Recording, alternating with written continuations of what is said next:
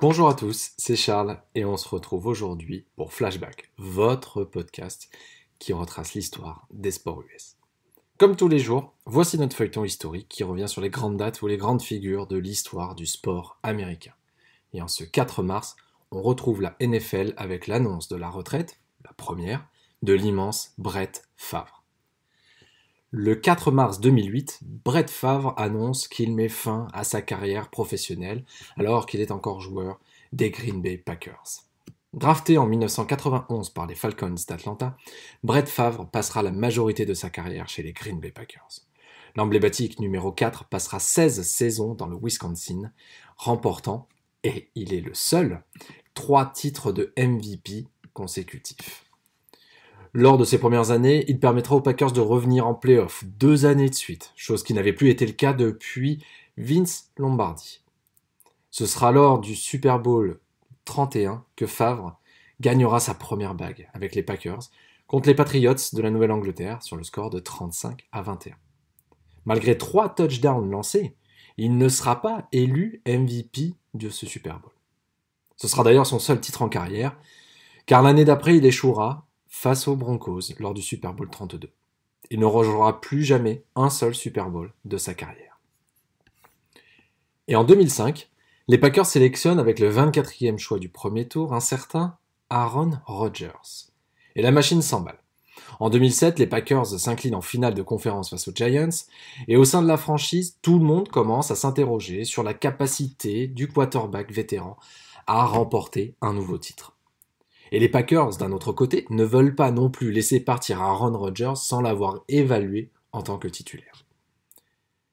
Le 4 mars 2008, Brett Favre annonce donc officiellement sa retraite. Il a déclaré ce jour-là qu'il était prêt à jouer une autre année et qu'il estimait qu'une autre saison ne serait réussie que s'il menait son équipe à une autre victoire lors d'un Super Bowl. Il a ajouté que les chances de victoire au Super Bowl étaient faibles et qu'il n'était pas prêt à relever ce défi. Lors de la conférence de presse, Favre s'est montré profondément touché par le fait de quitter la NFL. Il a déclaré que sa décision, indépendamment de tout ce qui se disait dans les médias, n'avait rien à voir avec ce que les Packers avaient fait ou n'avaient pas fait. Cette déclaration va dans le sens contraire de celle de son agent, Bus Cook. Favre a déclaré que sa décision de prendre sa retraite était basée sur le fait qu'il ne voulait plus jouer.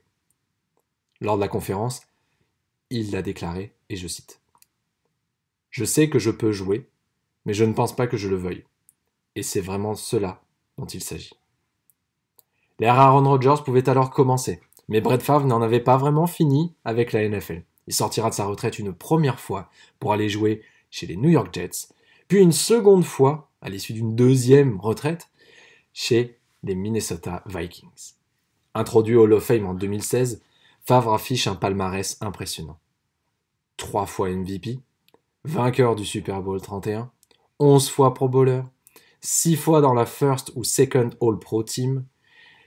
Il fait partie aussi de l'équipe de la décennie 1990 et aussi de l'équipe du centenaire de la NFL.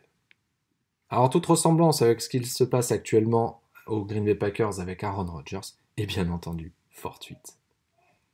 J'espère que ça vous a plu et que ce podcast qui retrace l'histoire des sports américains vous plaît. N'hésitez pas à mettre 5 étoiles, à vous abonner pour écouter davantage de podcasts sur l'histoire des sports US et sur les sports US en général. Je vous retrouve demain pour un nouveau morceau d'histoire des sports américains.